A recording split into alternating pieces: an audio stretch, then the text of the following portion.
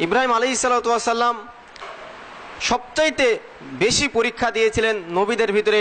মহান আল্লাহ রাব্বুল আলামিন বলছেন, কুল ইন্না সলাতি ওয়া নুসুকি ওয়া মাহইয়ায়া ওয়া মামাতি লিল্লাহি রাব্বিল আলামিন লা শারীকা লাহু ওয়া বিযালিকা উমিরতু ওয়া আনা আউয়ালুল মুসলিমিন। আল্লাহ রাব্বুল আলামিন বলছেন, হে নবী আপনি বলুন, আমার সালাত, আমার কুরবানি, আমার জীবন, আমার মরণ একমাত্র বিশ্ব প্রতিপালক মহান আল্লাহ রাব্বুল আলামিনের জন্য, তার কোনো শরীক নাই। আমার সালাত, আমার কুরবানি, আমার জীবন, আমার মরণ হবে একমাত্র কার জন্য? একমাত্র সে মহান আল্লাহ রাব্বুল আলামিনের জন্য। ইব্রাহিম আলাইহিসসালাতু ওয়াস সালামের চেতনাই ছিল মূলত তাওহীদি চেতনা। তাওহীদের বিপরীত হচ্ছে শিরক, আর সুন্নাতের বিপরীত হচ্ছে বিদআত।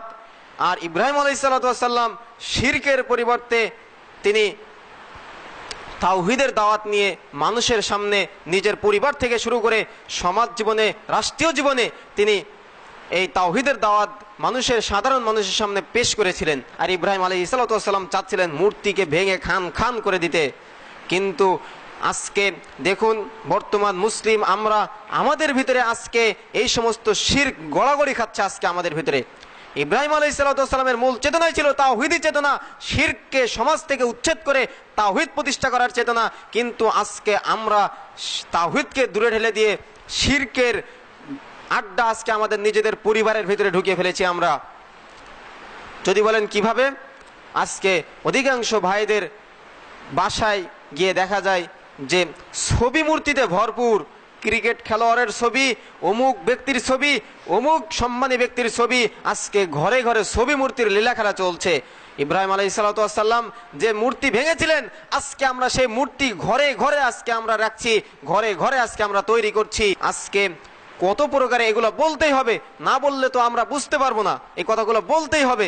দেখুন আজকে শিখাচরণ, শিখা অনির্বাণ, আজকে বিভিন্ন স্মৃতিসৌধ, আজকে শহীদ মিনারের নামে আজকে মোড়ে মোড়ে আজকে যে ছবি মূর্তিগুলো আজকে আমরা দেখতে পাচ্ছি, এগুলা আজকে আসলে বলার কেউ নাই।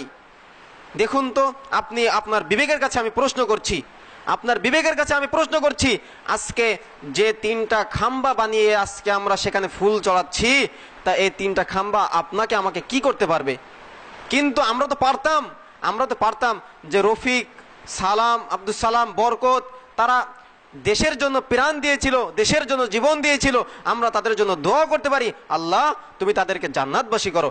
এই কথার উপর ভিত্তি না করে আজকে আমরা শহীদ মিনারে গিয়ে 3টা খাম্বার সামনে ফুল চড়াচ্ছি, আর আমরা সেখানে গিয়ে আত্মবিনোদন নিজের থেকে করছি। কিন্তু এর ভিতরে কি কোনো সফলতা আছে? দেখুন তো, বিধর্মীরা তারা মূর্তি বানিয়ে তার সামনে গিয়ে কিছু চায়, মূর্তি বানিয়ে তার সামনে খাবার দেয়, তার সামনে ফুল চড়ায়, আর আপনি 3টা খাম্বার সামনে মুসলমানের বাচ্চা হয়ে আজকে আপনি 3টা খাম্বার সামনে ফুল চড়াচ্ছেন। তাহলে আপনার আর বিধর্মীদের ভিতরে পার্থক্য কিভাবে হলো? আপনি পার্থক্য কিভাবে মিলাবেন এখানে?